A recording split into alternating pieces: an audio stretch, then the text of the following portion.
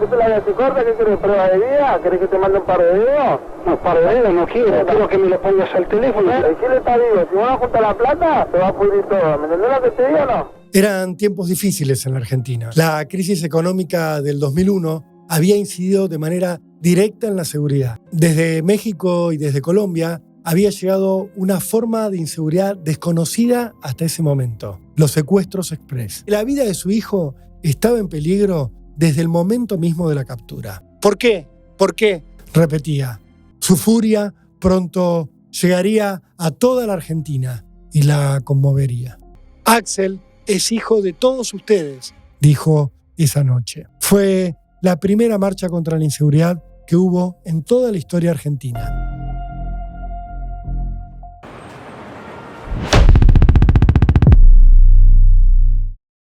El siguiente podcast está basado en hechos reales. Muchos de los casos aquí presentados aún permanecen sin resolverse. Todas las opiniones, conjeturas o hipótesis expuestas a lo largo de los episodios no constituyen en ningún caso acusaciones formales hacia los individuos mencionados. El final de Axel Blumberg solo se puede explicar a partir de una serie de eventos desafortunados que se fueron concatenando de manera trágica para que todo terminara de la peor manera.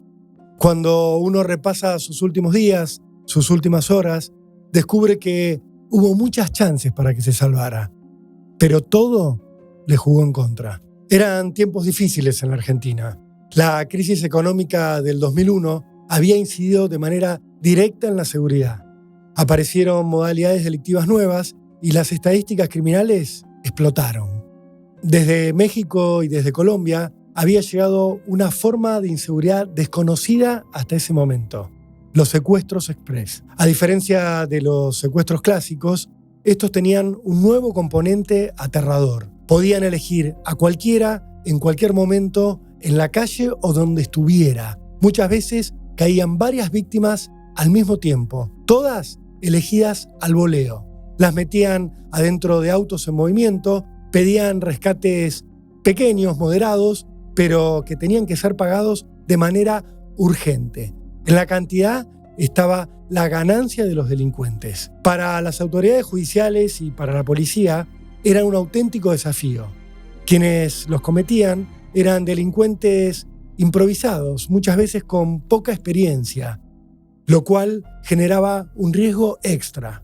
La duda que tenían las autoridades era detenerlos en el momento en el cual todavía tenían a la víctima en su poder o esperar a que soltaran a la persona cautiva y después salir a buscarlos. Había como dos escuelas enfrentadas. A comienzos de 2004, la modalidad estaba en pleno auge. En la Argentina había casi un secuestro express por día. Ante la falta de eficiencia de las autoridades, los secuestradores se habían animado a empezar a extender el tiempo de cautiverio de las víctimas. Se habían reconvertido.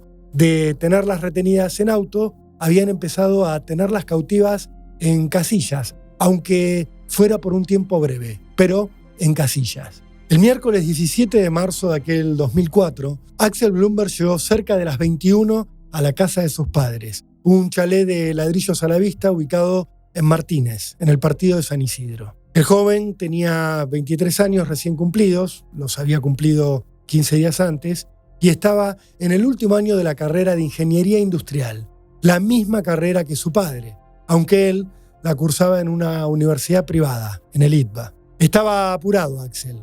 Había salido tarde de la facultad y tenía planes, por lo que cenó rápido con sus padres, Juan Carlos Blumberg y María Elena Usonis. En apenas media hora, Axel estaba saliendo de nuevo de su casa.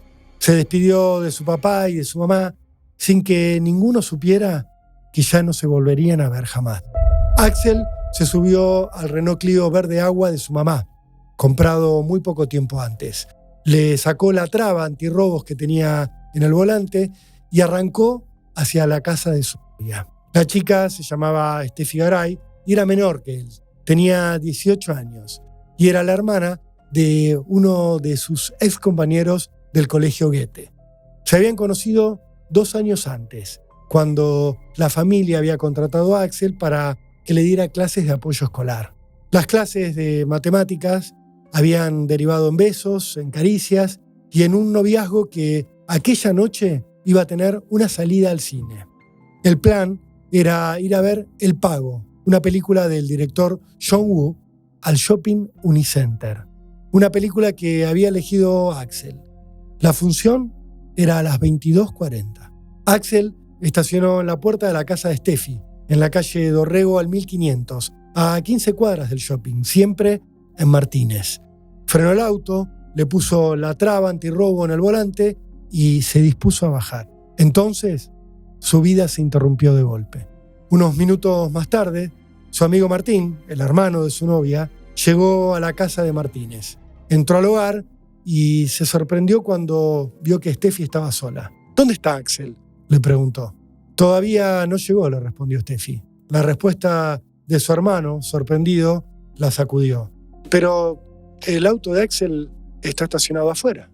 Los hermanos salieron a la calle, alarmados, seguidos de cerca por los padres que habían escuchado lo que hablaban.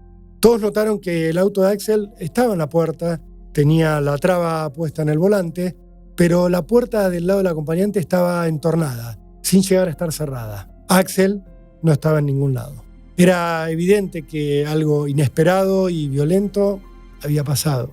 Steffi volvió a entrar a la casa y llamó a la casa de Axel para decirle a los padres que estaba pasando algo extraño. Mientras, su propio padre salía a recorrer la cuadra, a tocar timbres, a preguntar si alguien había visto algo. Eran las 22:10. Juan Carlos Blumberg y su esposa fueron rápidamente para la casa de Steffi. Usaron el Mercedes-Benz gris del año 90 que se haría famoso en muy poco tiempo.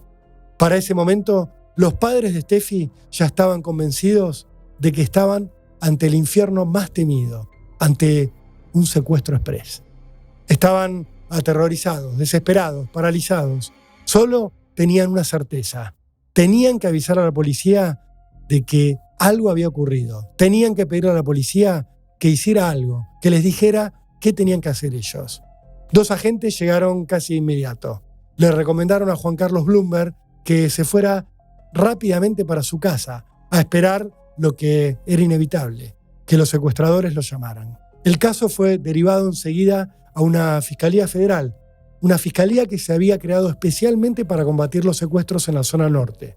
Una fiscalía que estaba a cargo de un fiscal llamado Jorge Sica.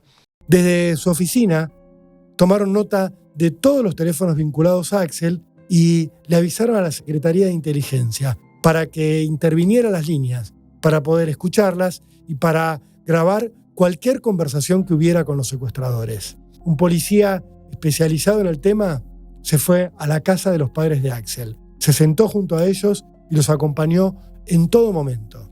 Desconectó el micrófono del teléfono y quedó así en condiciones de escuchar lo que se hablaba en cualquier llamada, sin que del otro lado esto fuera advertido. Juan Carlos Blumberg se sentó en el sillón de su living, al lado del teléfono, justo al lado de una foto de su único hijo, de Axel Blumberg. Una foto donde se lo veía vestido con un uniforme escolar. El hombre, dueño de una empresa que asesoraba a empresas textiles con reputación mundial, quedó así mano a mano con una situación que nunca había enfrentado. Era el momento en el cual comenzaba a pasar 5 días sentado en un sillón, los 5 peores días de su existencia. Las horas comenzaron a pasar, pero la llamada no llegaba.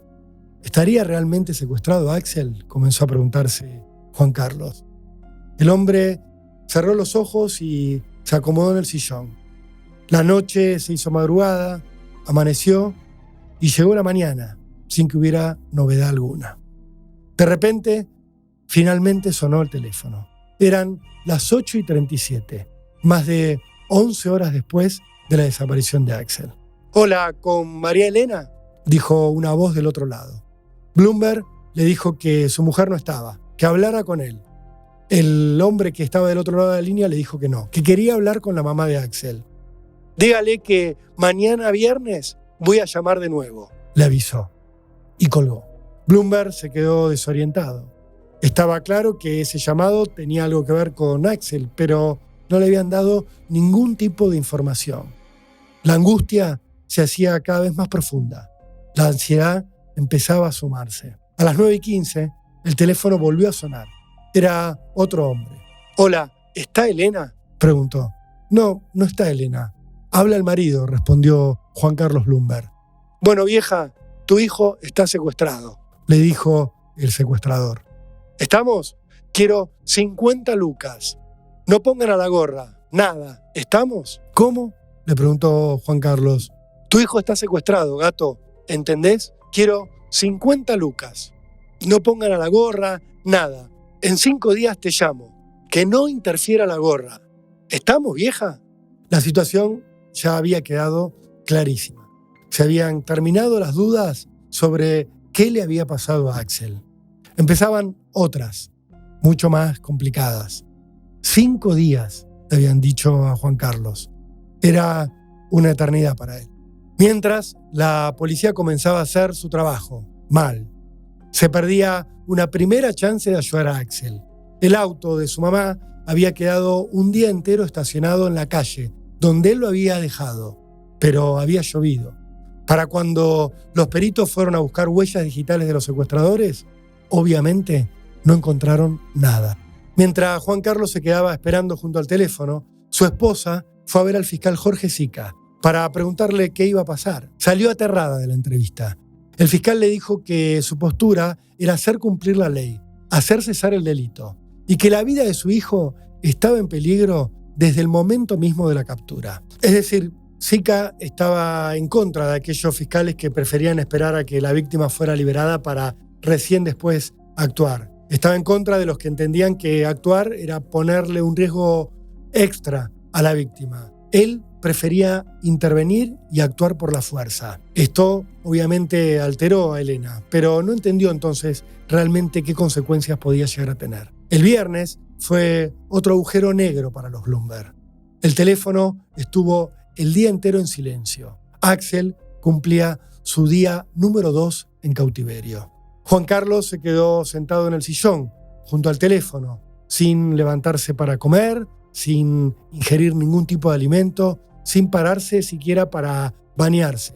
Dormía ahí, sin saber si su hijo estaba entero o estaba lastimado, estaba vivo o estaba muerto.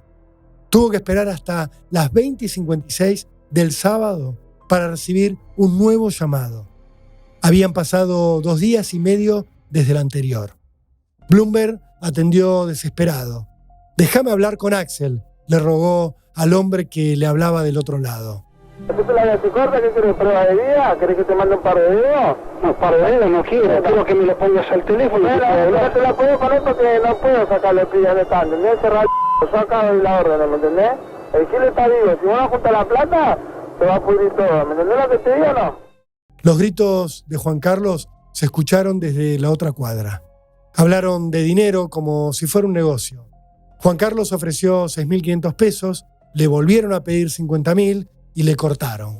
Volvieron a llamar a los 3 minutos y le pidieron 30.000 pesos. Juan Carlos no los tenía. De inmediato se dio cuenta de que tenía que salir a pedir plata prestada a más amigos. Ya había hablado con algunos. En la madrugada del domingo, a la 1:26, volvió a recibir un llamado. «¿Cuánto juntaste?», le preguntaron del otro lado. Dudando, tratando de acomodar lo que decía, Juan Carlos respondió: 14.500 pesos, algunos dólares. El secuestrador se impacientó. «Bueno, seguí juntando hasta mañana al mediodía. Y con lo que juntes, ahí cerramos». Los plazos igual se extendieron. Recién el lunes, a las 22, los secuestradores llamaron otra vez a Juan Carlos Blumberg. Cuando este les dijo que había juntado unos 16.500 pesos, le dijeron: «Está bien, andá a Panamericana y 202, ubicate cerca de la estación de servicio y allí vamos a hacer el intercambio». Le pidieron un celular y le dijeron: «Andate para el lugar con ese teléfono celular». El lugar marcado era un cruce de autopistas en la zona de San Isidro.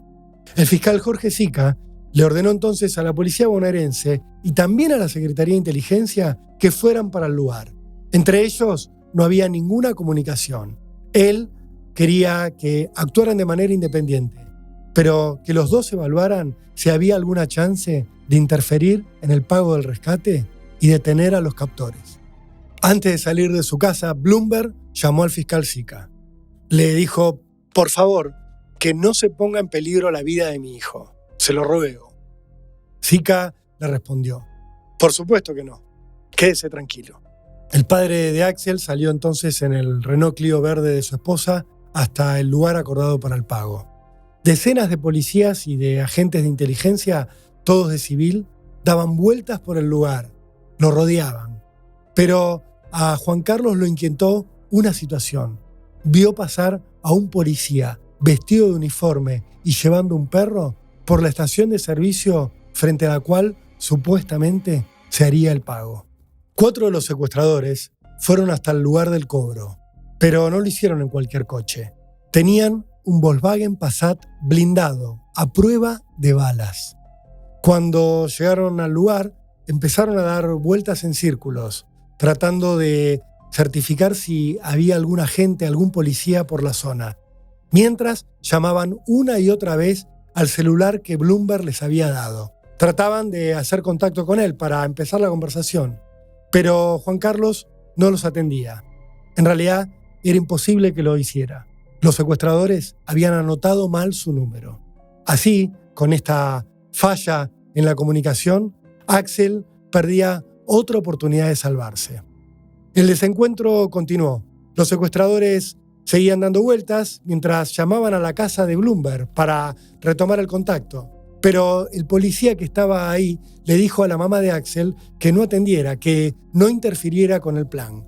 Los secuestradores se pusieron cada vez más nerviosos. Daban vueltas y empezaron a ver coches que se movían, personas extrañas para ellos, y decidieron que, ante la falta de contacto, tenían que irse del lugar. Retomaron la Panamericana y aceleraron a toda velocidad, mientras los policías empezaban a seguirlos, ya sin disimulo. Los secuestradores se dieron cuenta de lo que pasaba, pero eran inalcanzables. El Passat blindado podía acelerar a 240 kilómetros por hora. Empezaron a acelerar y acelerar mientras los policías los perseguían sin lograr alcanzarlos, hasta que un peaje frenó a los secuestradores. Los policías intentaron ahí cruzarlos, detenerlos, pero desde el Passat empezaron a dispararles. Todo en la Panamericana.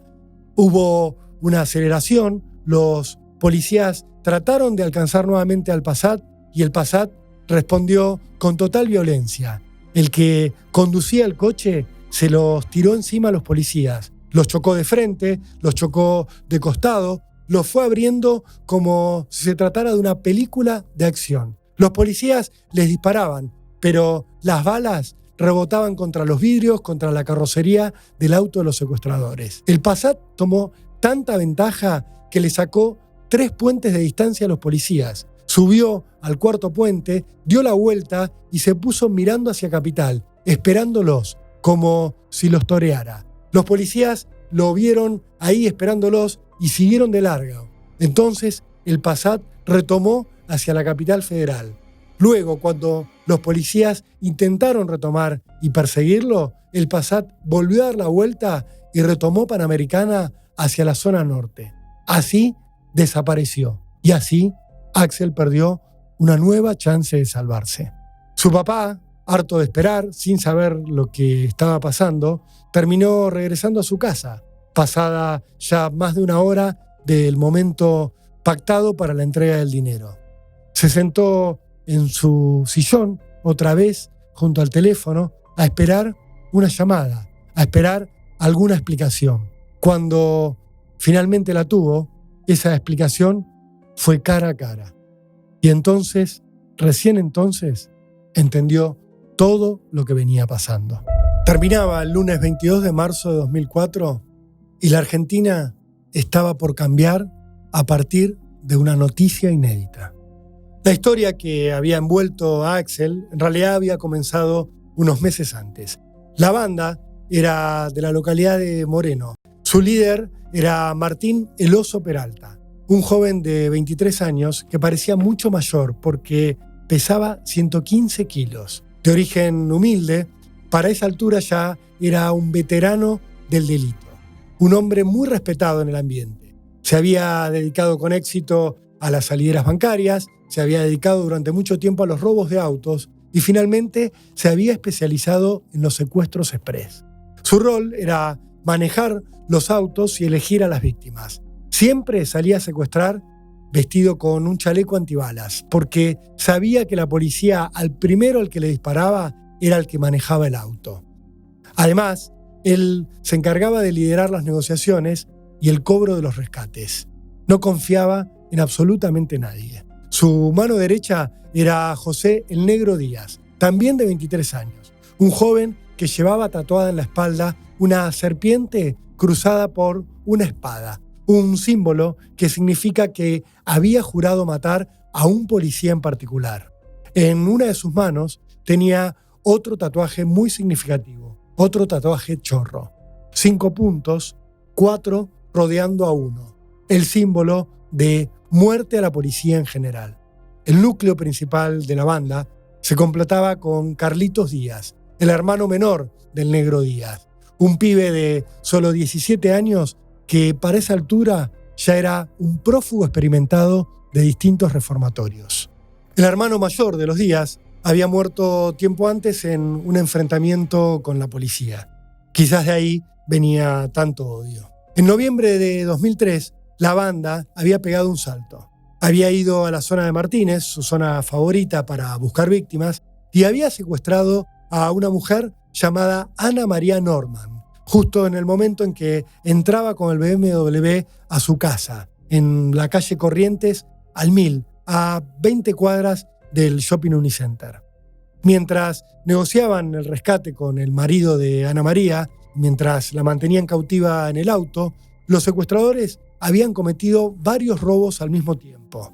Al final, habían retenido a la víctima más de la cuenta, por lo cual habían decidido llevarla a una casilla y habían decidido retenerla durante un tiempo más prolongado para que su marido buscara más dinero. Este operativo había resultado en un rescate inédito para ellos, 82.000 pesos en efectivo, después de un secuestro que había durado casi una semana. Habían salido de ese secuestro indemnes, impunes. La policía había logrado identificarlos, pero no había logrado atraparlos. El caso les había dejado una lección. Podían mantener cautiva a la víctima más tiempo y así obtener más dinero. Y la policía, igual, no iba a atraparlos. El Oso Peralta quedaría con orden de captura por este hecho. Estaba técnicamente prófugo, pero para el momento del secuestro de Axel, en realidad nadie lo estaba buscando. En la noche del miércoles 17 de marzo de 2004, los integrantes de esta banda habían salido a laburar, como decían ellos.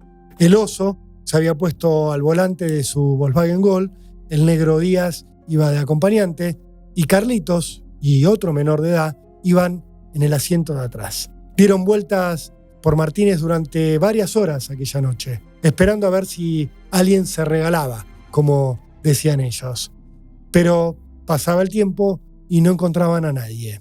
En eso se cruzaron con un patrullero y se asustaron. Pensaron que quizás se habían dado cuenta los policías de lo que estaban haciendo. En el auto hablaron de volverse para Moreno, de suspender el plan. Pero entonces, en ese momento, el destino volvió a conspirar contra Axel. Los secuestradores vieron como un Renault Clio verde pasaba despacio por adelante de ellos. Lo vieron y decidieron probar suerte. Lo siguieron 8 cuadras hasta que lo vieron estacionar. El conductor frenó, estacionó, se demoró en bajar unos minutos mientras ponía una traba antirrobos en el volante y en ese momento los secuestradores vieron la oportunidad. Notaron que se había regalado. La posibilidad de atraparlo y de sacarlo de su auto era concreta. Le frenaron justo al lado. El Negro Díaz, Carlitos y el otro menor se bajaron rápidamente del coche, se taparon las caras con el cuello de los Polar y fueron hacia el auto que acababa de estacionar. Fueron hacia su ocupante. Era ni más ni menos que Axel Blumberg. Lo amenazaron con un arma, le abrieron la puerta del acompañante y lo sacaron a la rastra para meterlo rápidamente en el Volkswagen Gol. Ahí le taparon los ojos con un cuello de Polar y arrancaron en apenas unos segundos. Mientras el auto avanzaba y la vida de Axel cambiaba para siempre, los secuestradores empezaban a interrogarlo. Le preguntaban por su vida, por su familia, por sus posibilidades económicas. Axel les mintió. En casa solo hay 200 pesos. Estamos quebrados. Somos pobres, les dijo. Mi papá murió hace años y con mi mamá no tenemos nada. Sin embargo, su billetera lo contradijo. Llevaba 70 pesos, pero además tenía 2 tarjetas de crédito del Citibank, una American Express y una Diners. Tenía una tarjeta de débito del Banco Nación, otra del Itaú, tenía la credencial del ITBA, tenía hasta una tarjeta de descuentos del supermercado Jumbo y una credencial para acceder a beneficios de las Galerías Pacífico. Tenía hasta el carnet de la prepaga. El oso Peralta lo agarró y le dijo: mirá, pibe, con 1.000 pesos te vas ya. No puedo, le dijo Axel, mirando hacia la nada con los ojos vendados. Estamos quebrados, no tenemos un peso. Finalmente, presionándolo, pegándole algún cachetazo, los secuestradores le arrancaron el número de teléfono de la casa de sus padres. Lo metieron adentro del baúl del auto y se lo llevaron para su barrio, para una zona de calles de tierra con muchas casillas, un lugar muy precario de Moreno, el barrio Santa Paula. A Axel lo metieron en una casilla de material con techo de chapa. Una casilla que estaba en un lote de 3, lleno de basura, que estaba separado de otras casillas por un arroyo podrido que tenía unos tablones para permitir cruzar de un lado a otro. Un lugar que conocí y que es una zona llena de porquería, una zona que provoca temor aún sin tener un arma apuntando, como en ese momento tenía Axel. Los secuestradores vivían ahí y hasta tenían un kiosco a la calle que atendían a través de una pequeña ventanita que tenían en el living. Desde ese lugar salieron una y otra vez mientras tenían cautivo a Axel para cometer otros delitos. Atendían el kiosco, vendían productos y a unos metros, en la parte de atrás, tenían sentado a Axel en una butaca arrancada de un auto. Nada parecía provocarles inquietud.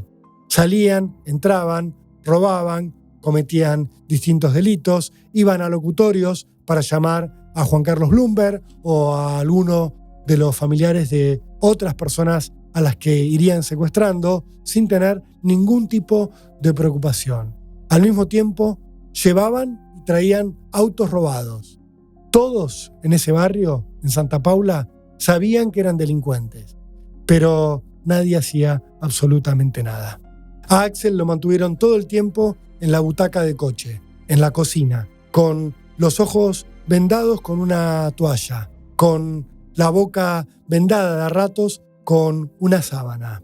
Le ponían la radio a todo volumen para que se mareara y no escuchara las conversaciones. La cumbia sonaba a todo lo que daba y lo que más lo rodeaba a Axel era el olor a porro de sus captores que se sentaban a su lado y fumaban todo el tiempo. Mientras lo mantenían cautivo, el jueves, los secuestradores salieron a buscar a otra víctima. Dieron vueltas por la zona de Moreno sin alejarse mucho, pero se encontraron con una persona armada. Esta víctima les disparó 5 veces para ahuyentarlos. Los balazos pegaron en el Volkswagen Gol de los secuestradores. Una bala entró y le pegó al oso Peralta en el asiento, justo al lado de él. Pero no le dio. El viernes, la banda salió de nuevo por la noche. Necesitaban plata de manera urgente mientras lo tenían a Axel cautivo. Liderados por el oso Peralta, salieron por Moreno y finalmente se encontraron con un Fiat Uno que manejaba un joven. Lo amenazaron con sus armas, lo obligaron a bajarse y le robaron el coche. Con ese auto y con el Gol, ya en la madrugada del sábado, cerca de las 2, se encontraron con una nueva víctima, con otro hombre que, según la mirada de ellos, se había regalado. Se llamaba Víctor Mondino y estaba en una Peugeot Partner, entrando a su casa en la zona de los Polvorines. Los secuestradores se le subieron a la camioneta, se la robaron, a él lo vendaron y se lo llevaron en el Fiat Uno. Escaparon rápidamente. Mientras se lo llevaban, lo revisaron. Le robaron 450 pesos que tenía en una billetera y le pidieron el teléfono de alguien. Mondino les entregó el número de su esposa, a la que llamaron de inmediato y le pidieron 1.000 pesos como rescate. La mujer accedió rápidamente. Le dijeron: andate para la estación de trenes de Don Torcuato, ubicate cerca de las vías y ahí nos vamos a encontrar con vos. Pasó apenas un rato hasta que los secuestradores fueron hasta el lugar acordado, se encontraron con la esposa de Mondino, mientras a él lo tenían metido adentro del baúl del auto en el que se movían y le sacaron la plata. El secuestro estaba resuelto, les había dado sus frutos. Pero los captores querían más. Llevaron la camioneta a un desarmador de autos, un hombre que se encargaba de recibir vehículos robados y revenderlos y vender sus partes en la zona de Huartes, y se la vendieron. Ese hombre se llamaba Daniel Zagorski y ellos lo conocían como el judío Zagorski. A él le vendieron la camioneta de Mondino, hicieron una plata extra de esta manera y luego, con el auto que habían robado, se fueron hacia la zona de San Miguel. Allí, a las 5:15 de la mañana del sábado, finalmente liberaron a Mondino. Con la plata del rescate, los secuestradores compraron alcohol, compraron droga, 2 celulares también compraron para seguir con las negociaciones de una manera diferente y se fueron a la casilla donde tenían cautivo a Axel. A unos metros de donde estaba el estudiante de ingeniería, esa tarde hicieron un asado. Estaban enojados con Axel porque en las llamadas que habían hecho desde un locutorio y después con los celulares que habían comprado, habían constatado que Axel les había mentido, que su papá en realidad estaba vivo. Encima, Juan Carlos demoraba en juntar la plata del rescate que ellos le habían exigido. Por eso, los secuestradores comenzaron a agarrársela con Axel. Primero le daban golpes en la cabeza, después empezaron a pegarle golpes en el estómago y finalmente empezaron a meterle una pistola en la boca para gatillarle una y otra vez. La bala no salía nunca, pero Axel se aterrorizaba cada vez que lo hacían. En la noche del sábado, con Axel todavía cautivo, los secuestradores salieron otra vez de cacería por la zona norte, su zona favorita en el conurbano bonaerense. Dieron vueltas buscando víctimas hasta que se cruzaron con un Volkswagen Passat que llegaba a una casa. Sorprendieron al dueño justo en el momento en el que se bajaba para abrir el garage. Se trataba del empresario Guillermo Ortiz de Rosas, un gerente de la empresa Arcor, un hombre que estaba volviendo de navegar y que estaba tratando de entrar a su casa de San Isidro. A Ortiz de Rosas lo amenazaron con armas, lo tiraron en el asiento trasero de su propio auto y lo revisaron para encontrarle de inmediato un teléfono celular.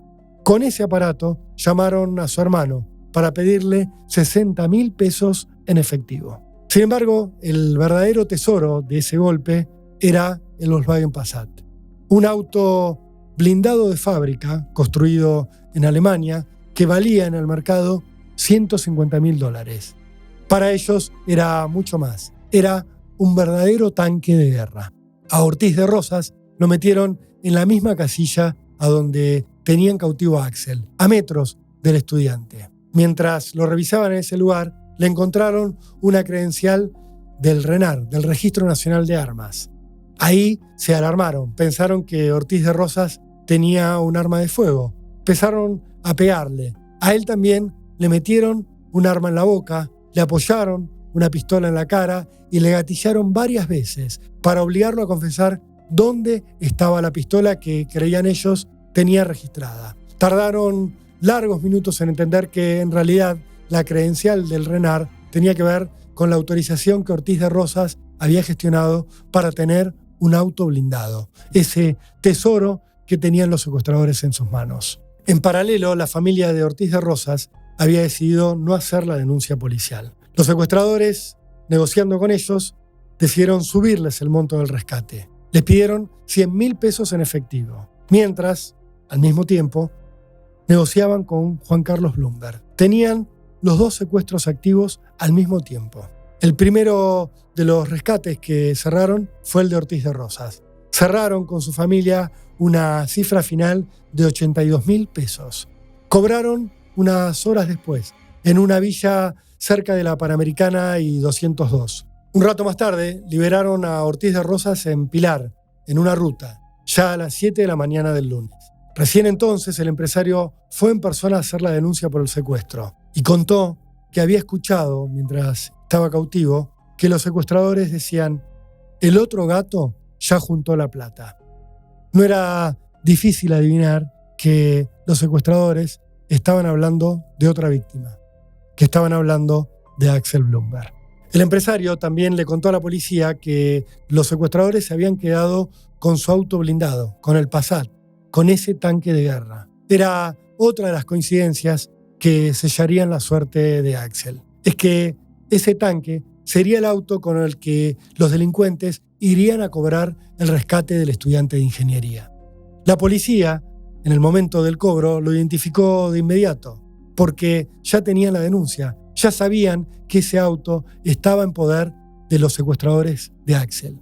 Esa noche, la del cobro del rescate del estudiante de ingeniería, el Volkswagen Passat era conducido por el Oso Peralta. A él fue a quien enfrentaron aquella noche los policías, sabiendo que estaba manejando un auto blindado, en un acto de impericia total que atentó directamente contra la vida de Axel. Como era de esperar, los policías no pudieron frenar al Passat. El Oso Peralta se les rió en la cara. Después de intentar cobrar el rescate, después de burlarse de los policías y de escapar a los tiros, los secuestradores volvieron hacia la zona de Moreno.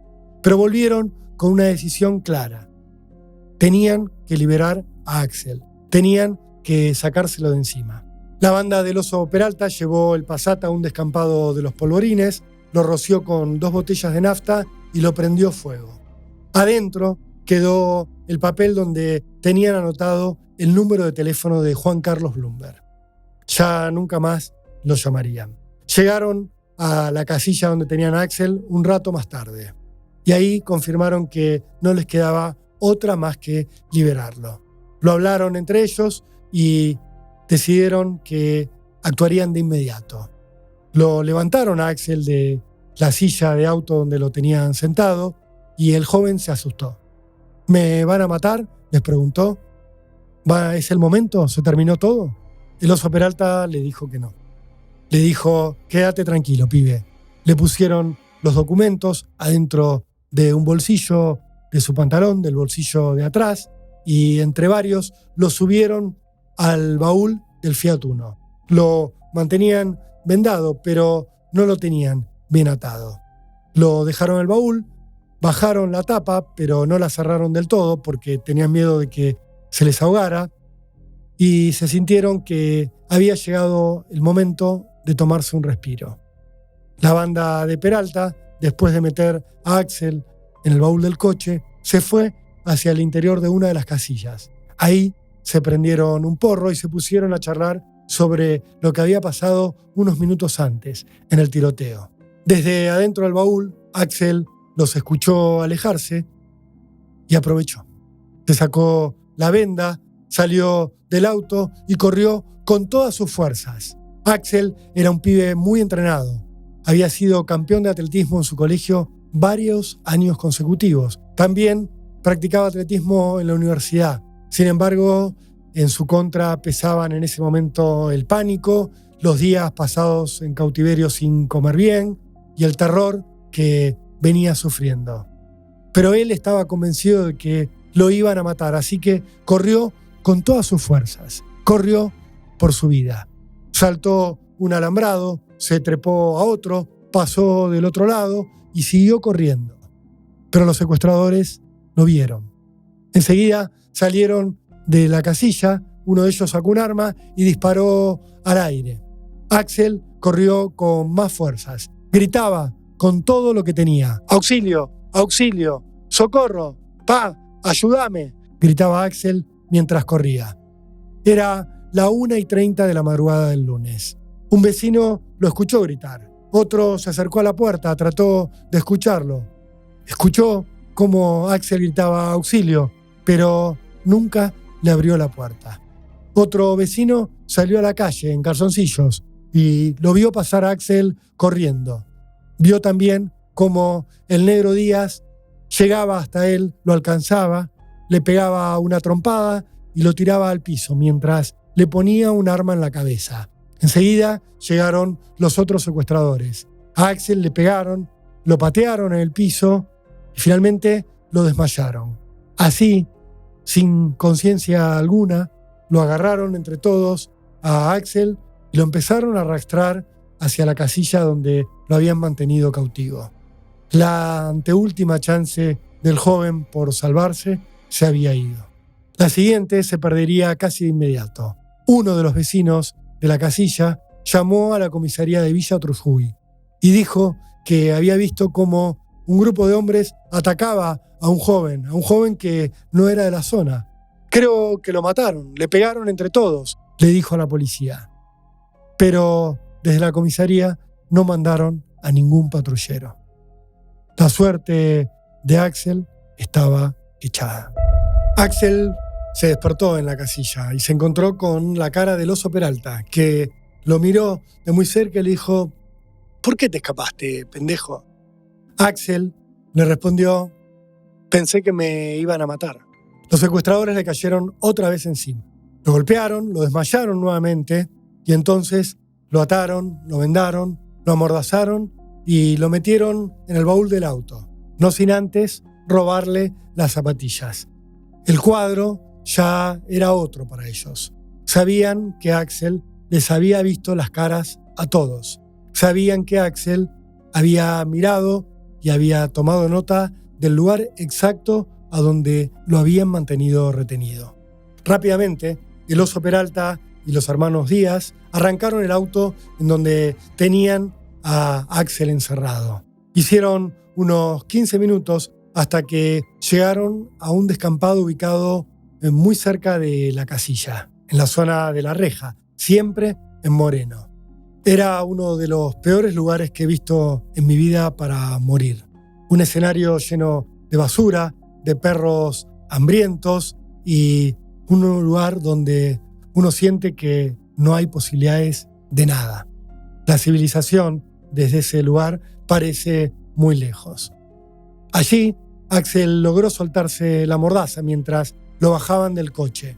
Rogó clemencia una vez más. Dijo que juntaría la plata, que llamaran a su tío, que tenía mucho dinero, pero nadie lo escuchó. Su plata ya no valía nada.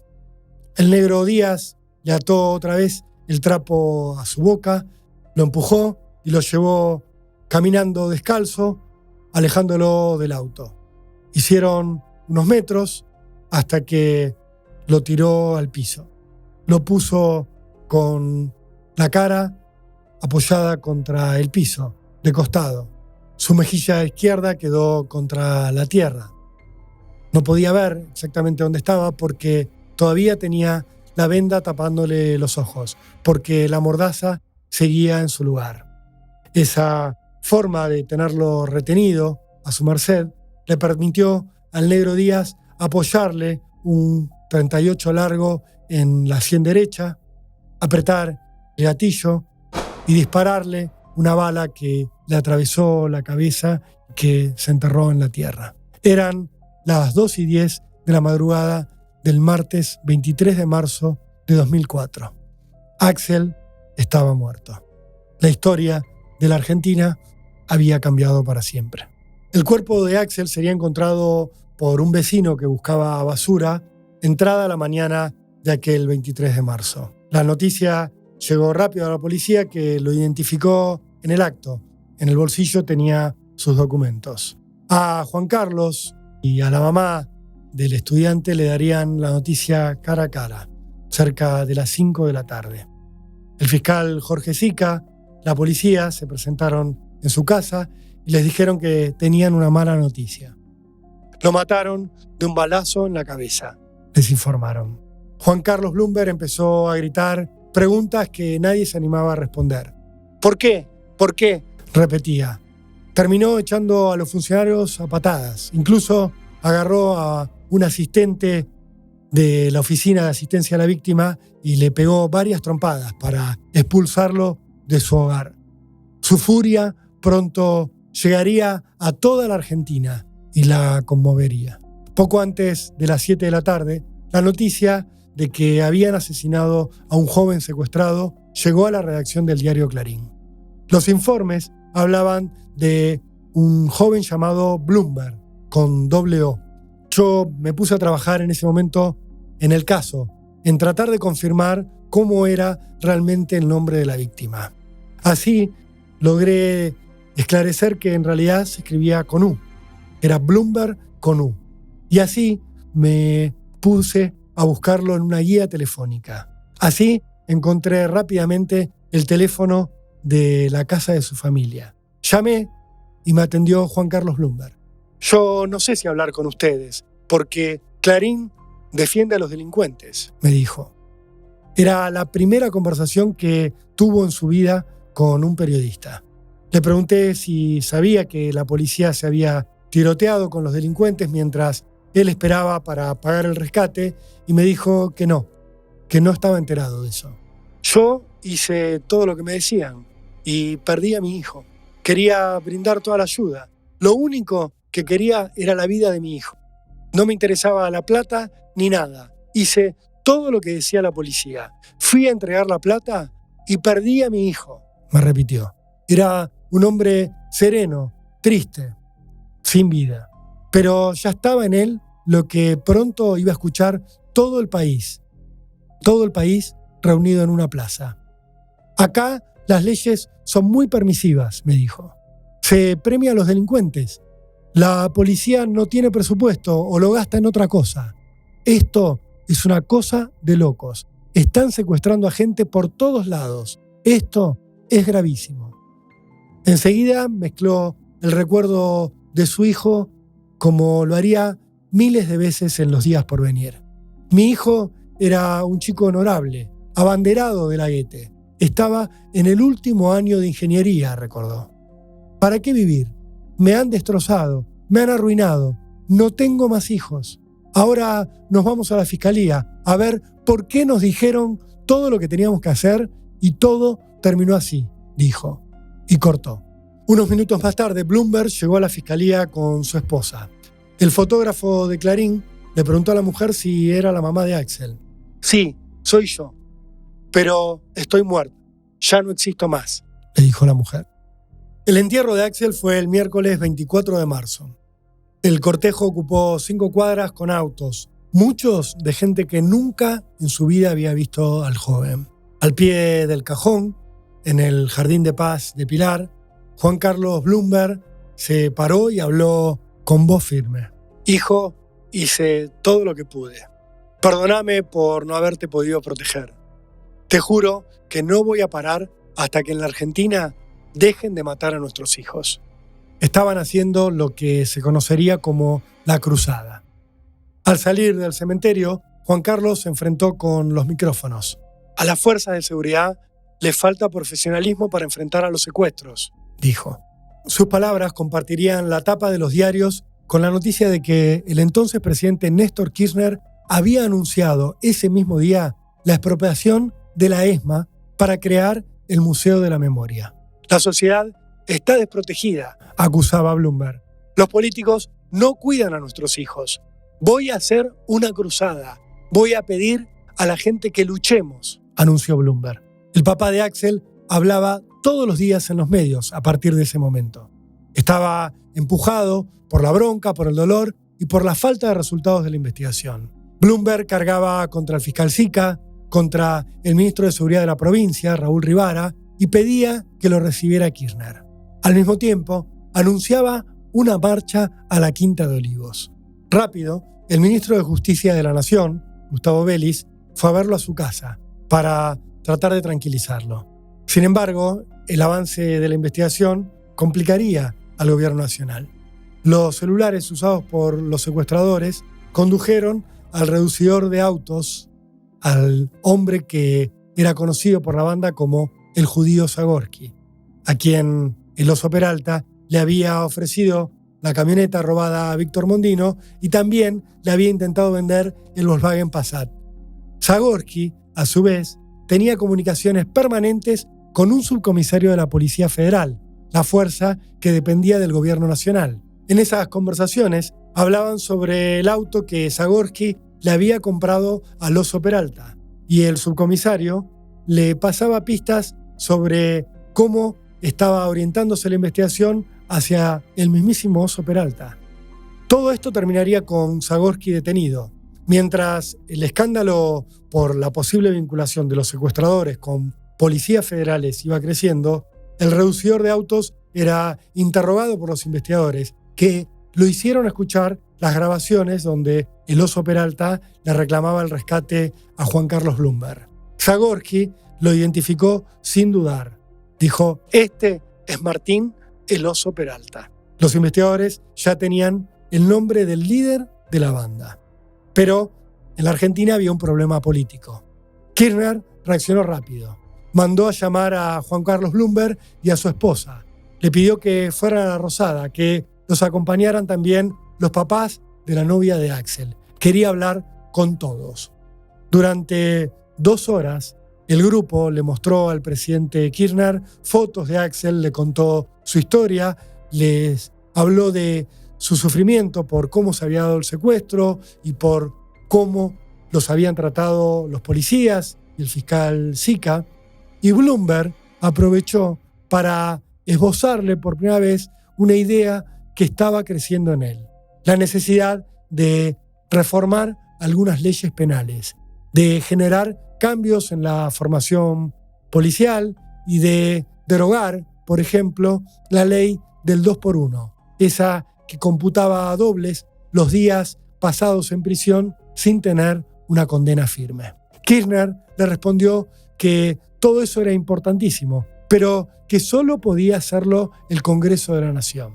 Desde ese día, el presidente siempre tendría en su despacho una foto de Axel Blumberg, una foto que le recordaría lo fácil que era que todo estallara a su alrededor, aún con lo que podía ser un simple hecho de inseguridad. Al salir de la Casa Rosada, Blumberg decidió que la idea de marchar a la Quinta de Olivos ya no tenía sentido. Había otra idea en él: marchar hacia el Congreso, hacia el lugar que le había señalado Kirchner. Por eso, pronto convocaría una marcha para el 1 de abril. Una marcha donde, entendía él, todos los ciudadanos honestos tenían que ir a pedirle a los legisladores cambios de fondo en la forma en la que se manejaba la justicia penal, en las leyes con las que contaban. Mientras esto ocurría, en los diarios no paraban de aparecer, sobre todo en el diario La Nación, avisos fúnebres dedicados a Axel, pero firmados por gente que nunca lo había visto en su vida. Era una muestra del dolor que había provocado en los argentinos el asesinato de este joven. Blumberg ya se movía para todos lados cargando una carpeta que tenía en la tapa la foto de su hija. Hablaba públicamente de la cruzada Axel por la vida de nuestros hijos. Enseguida anunció los puntos centrales de su reclamo. Él quería que se pudieran sumar las penas de los distintos delitos cometidos y que no se unificaran. También quería que se aumentaran las condenas para los homicidios, para los secuestros y para las violaciones. Pedía que la perpetua fuera perpetua y también solicitaba que la aportación de armas se convirtiera en un delito que no fuera excarcelable, que se controlaran mejor la forma en que se vendían los teléfonos celulares, una forma en la cual uno podía comprar un aparato sin dejar registro alguno de su identidad, y también solicitaba que se modificaran los DNI, los documentos de identidad, para que no fuera tan fácil falsificarlos. Casi todo lo que pedía se iba a cumplir, salvo alguna situación. Los presos tienen que trabajar en las cárceles, pedía Bloomberg, en algo que nunca se cumpliría. También quería una baja en la edad de imputabilidad de los menores, algo que también quedaría pendiente. Mientras, Kirchner decía públicamente que Bloomberg tenía razón, que había que limpiar a la policía bonaerense.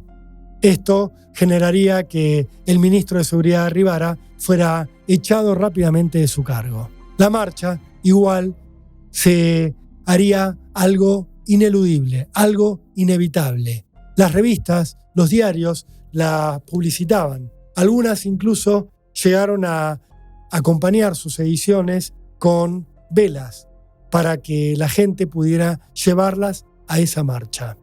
Por eso no resultaría sorprendente que la convocatoria reuniera a más de 350.000 personas frente al Congreso, la mayoría portando velas y fotos de Axel, pero también de otras víctimas de la inseguridad. Bloomberg habló ante la multitud. Axel es hijo de todos ustedes, dijo esa noche. Fue la primera marcha contra la inseguridad que hubo en toda la historia argentina. Tuvo réplicas ese mismo día en las principales ciudades de la Argentina. En La Plata, en Neuquén, en el punto que se mirara de nuestro país, había gente marchando para reclamar más y mejor seguridad. En menos de una semana, el gobierno anunció un Plan Nacional de Seguridad. Las llamadas leyes Bloomberg llegaron al Congreso y fueron aceptadas en tiempo récord. En total, el papá de Axel lograría 6 reformas al Código Penal, todas endureciendo las penas, todas haciendo más difícil que los condenados recuperaran la libertad. El 7 de abril de aquel 2004, la policía detendría finalmente en Córdoba al Oso Peralta, al Negro Díaz y a gran parte de los integrantes de su banda. Todos ellos habían pasado las primeras horas como prófugos en San Luis. Luego se habían mudado hacia Córdoba, donde Peralta tenía un lavadero de autos, y allí finalmente la policía los había ubicado. Su traslado a la capital federal se haría con televisación en vivo y en directo. Su imagen, con la cabeza tapada, con su panza al aire, recorrería el país entero. Tanto Peralta como el Negro Díaz confesarían su participación en el secuestro de Axel en su primera declaración ante la justicia. El caso, judicialmente, estaba esclarecido. Pero Bloomberg no se detenía. En los días que siguieron, organizó una nueva marcha, ahora hacia los tribunales, porque quería protestarle a la justicia, quería exigirle a la Corte Suprema que sus integrantes actuaran con mayor dureza. El fenómeno Bloomberg, como se lo llamaba, parecía no tener límites. El gobierno, escuchando estos reclamos, presionó y logró que se disolviera la Fiscalía Antisecuestros que hasta entonces encabezaba Jorge Sica, uno de los principales apuntados por Bloomberg. La bonaerense tuvo que realizar purgas y reorganizarse. El papá de Axel recorría el país entero, generando actos y marchas en toda la Argentina. En Capital, mientras, empezaba a recibir presiones para que sus marchas se dilataran, no se hicieran o tuvieran convocatorias más pequeñas, menos importantes. Kirchner le tenía mucho miedo a las consecuencias de tener a tanta gente enojada en la calle. Igual, el padre de Axel volvería a encabezar un acto frente a los tribunales, con más de 60.000 asistentes. Lo que sí lograría evitar Kirchner en aquellos primeros días sería que las marchas fueran hacia la Plaza de Mayo, el lugar al que él más les temía. Eso lo conseguiría recibiendo nuevamente a Juan Carlos Bloomberg en la Casa Rosada. Ahí, Kirchner se enteraría de que el padre de Axel iba a ser recibido por el Papa Juan Pablo II. Al saberlo de la propia boca del papá de Axel, le hizo un pedido concreto. Decile al Papa, por favor, que ni yo ni mi esposa tenemos intenciones de que se apruebe una ley para legalizar el aborto. A fines de 2004, Bloomberg ya era una verdadera figura política, capaz de hacer una cena para recaudar fondos para la flamante fundación Axel Bloomberg por la vida de nuestros hijos. Una cena a la que asistieron más de 1.000 invitados al Hotel Hilton, pagando la invitación.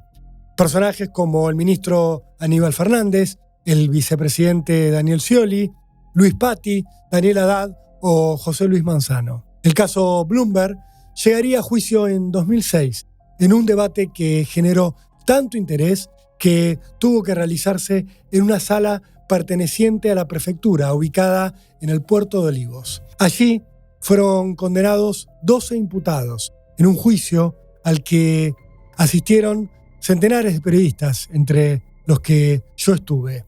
En ese juicio nos quedaría a todos marcada una imagen, la de el menor de los hermanos Díaz, riéndose cada vez que hablaba algún testigo o incluso cuando hablaba el propio Juan Carlos Bloomberg. Por su edad, este joven, Carlos Díaz, recibió una pena de solo 21 años de cárcel. A su hermano, el Negro Díaz, y al Oso Peralta, en cambio, les darían prisión perpetua. A Peralta, además, le unificaron la pena con otra de 22 años de cárcel por 4 secuestros que había cometido en 2003.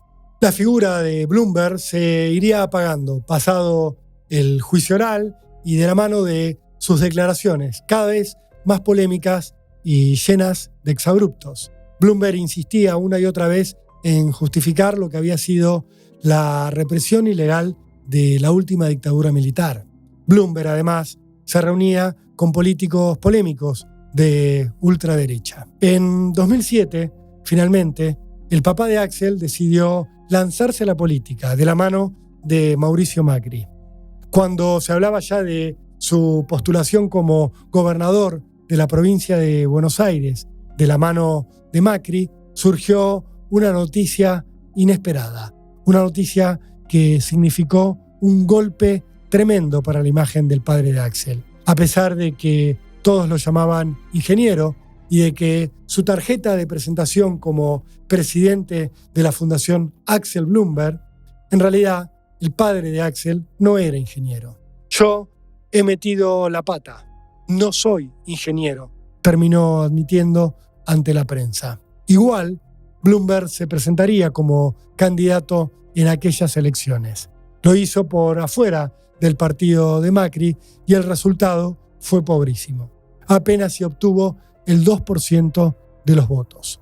Su carrera política quedó definitivamente terminada. Su voz se vuelve a escuchar cada vez que se habla de inseguridad o cuando se debate la imputabilidad de los menores, momentos en los cuales suele pedir penas y jueces más duros. La última vez en la que resonó, por lo menos hasta ahora, fue el 9 de abril de 2025, cuando el menor de los hermanos Díaz, el que tenía 17 años cuando ocurrió el secuestro de Axel, aquel que se reía en las audiencias del juicio oral, recuperó la libertad con la condena cumplida. Hoy, por aquel secuestro que conmocionó a toda la Argentina, solo quedan presos el mayor de los Díaz, Negro Díaz, y el Oso Peralta. El tiempo dirá si al menos en el caso de ellos dos, por una vez en nuestra historia, la perpetua es realmente prisión perpetua, tal como pidió tantas veces Bloomberg en el nombre de su hijo. Esto es Barbano en Hechos Reales, un podcast de Resumido. Si quieres saber cuándo se publica cada nuevo episodio, suscríbete a nuestro canal de YouTube.